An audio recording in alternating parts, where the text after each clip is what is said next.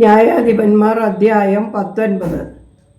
ഇസ്രായേലിൽ രാജാവില്ലാത്ത കാലത്ത് എഫ്രായിം മലനാട്ടിൽ താഴ്വര പ്രദേശത്ത് വന്നു പാർത്തിരുന്ന ഒരു ലേവ്യനുണ്ടായിരുന്നു. അവൻ യഹൂദയിലെ ബെത്ലഹേമിൽ നിന്ന് ഒരു വെപ്പാട്ടിയെ പരിഗ്രഹിച്ചു. അവൻ്റെ വെപ്പാട്ടി അവനോട് വിട്ട് വ്യഭിചാരം ചെയ്ത അവനെ വിട്ട് ബെത്ലഹേമിൽ തൻ്റെ അപ്പൻ്റെ വീട്ടിൽ പോയി 4 മാസത്തോളം അവിടെ പാർത്തു. അവളുടെ ഭർത്താവ് അവളോട് നല്ല വാക്ക് പറഞ്ഞു കൂട്ടിക്കൊണ്ടുവരുവാൻ അവളെ അന്വേഷിച്ചു ചെന്നു. അവനോടുകൂടെ ഒരു ബാല്യക്കാരനും 2 കഴുതയും ഉണ്ടായിരുന്നു. അവൾ അവനെ തൻ്റെ അപ്പൻ്റെ വീട്ടിൽ കൈക്കൊണ്ടു. യുവതിയുടെ പിതാവ് അവനെ കണ്ടപ്പോൾ അവൻ്റെ വരവെങ്കിൽ സന്തോഷിച്ചു. യുവതിയുടെ പിതാവായ അവൻ്റെ അമ്മായിയപ്പൻ അവനെ സ്വീകരിച്ചു. അങ്ങനെ അവൻ 3 ദിവസം അവനോടുകൂടെ പാർത്തു. അവർ തിന്നു കുടിച്ചവിടെ രാപ്പാർത്തു.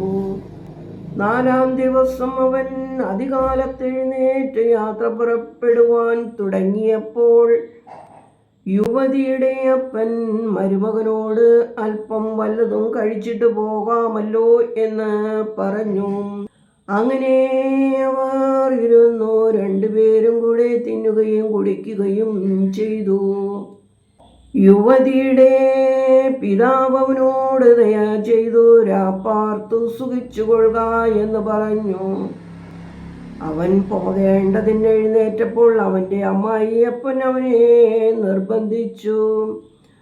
ആ രാത്രിയും അവൻ അവിടെ പാർത്തു. 5-ാം ദിവസം അവൻ പോകുവാൻ അതികാലത്ത് എഴുന്നേറ്റപ്പോൾ യുവതിയുടെ പിതാവ് അല്പം വല്ലതും കഴിച്ചിട്ട് വെയിലാറും വരെ താമസിച്ചു കൊള്ളുക എന്ന് പറഞ്ഞു. അവർ 2 പേരും ഭക്ഷണം കഴിച്ചു.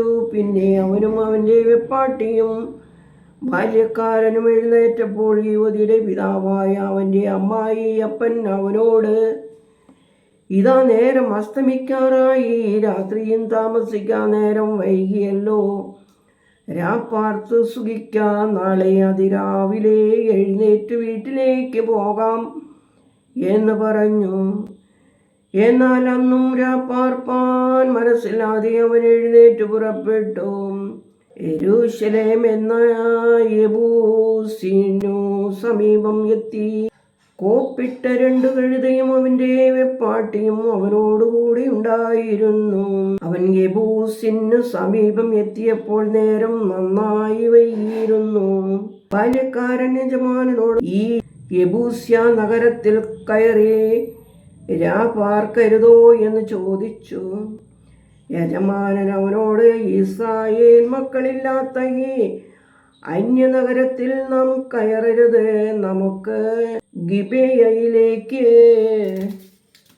പോകാം എന്ന് പറഞ്ഞു. അവൻ പിന്നെയും തൻ്റെ ബാല്യക്കാരനോട്, നമുക്ക് ഈ ഊരുകളിൽ ഒന്നിൽ ഗിബെയയിലോ റാമയിലോ രാപ്പാർക്കാം എന്ന് പറഞ്ഞു. അങ്ങനെ അവർ മുന്നോട്ട് പോയി ബെന്യാമീൻ ദേശത്തിലെ ഗിബെയയ്ക്ക് സമീപം എത്തിയപ്പോൾ സൂര്യൻ അസ്തമിച്ചു. അവർ ഗിബെയയിൽ രാപ്പാർക്കുവാൻ കയറി. അവൻ ചെന്നു നഗരവീതിയിലിരുന്നു. രാപ്പാർക്കേണ്ടതിന് അവരെ വീട്ടിൽ സ്വീകരിക്കുവാൻ ആരെയും കണ്ടില്ല.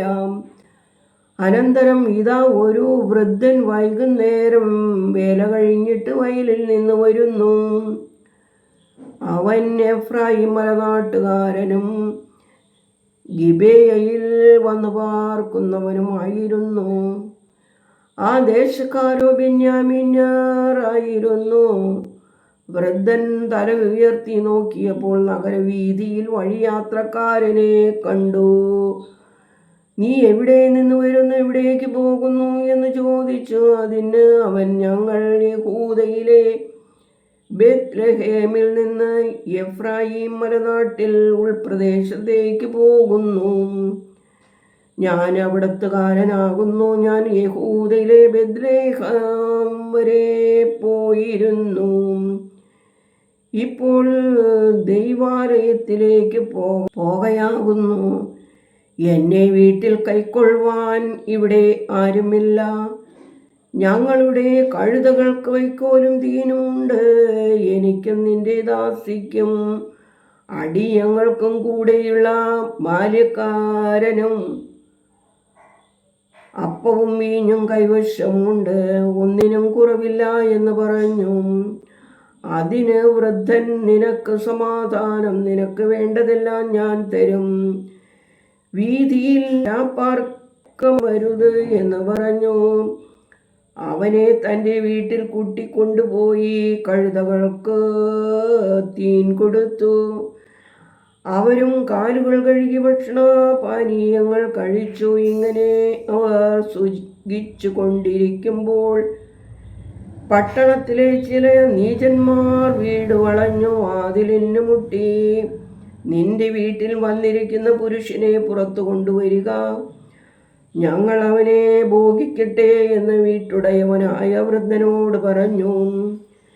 വീട്ടുടയവനായ പുരുഷൻ അവരുടെ അടുക്കൽ പുറത്തു ചെന്ന് അവരോട്, അരുതേ, എൻ്റെ സഹോദരന്മാരെ, ഇങ്ങനെ ദോഷം ചെയ്യരുത്. ഈ ആൾ എൻ്റെ വീട്ടിൽ വന്നിരിക്കൊണ്ട് ഇതാ വഷളത്വം പ്രവർത്തിക്കരുതേ. ഇതാ കന്യകയായ എൻ്റെ മകളും ഇയാളുടെ വെപ്പാട്ടിയും ഇവിടെയുണ്ട്. അവരെ ഞാൻ പുറത്ത് കൊണ്ടുവരാം. അവരെ എടുത്ത് നിങ്ങൾക്ക് ബോധിച്ചതുപോലെ അവരോട് ചെയ്യുവിൻ. ഈ ആളോടോ ഈ വഷളത്വം പ്രവർത്തിക്കരുത് എന്ന് പറഞ്ഞു.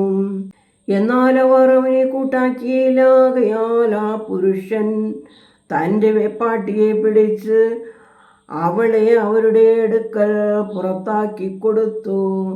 അവർ അവളെ പുണർന്നു രാത്രി മുഴുവനും പ്രഭാതം വരെ അവളെ ബലാത്കാരം ചെയ്തു. നേരം വെളുക്കാറായപ്പോൾ അവളെ വിട്ടുപോയി. പ്രഭാതത്തിങ്കൽ സ്ത്രീ എഴുന്നേറ്റ് തൻ്റെ യജമാനൻ വാർത്ത ആ മനുഷ്യൻ്റെ വീട്ടുവാതിൽക്കൽ വീണു കിടന്നു.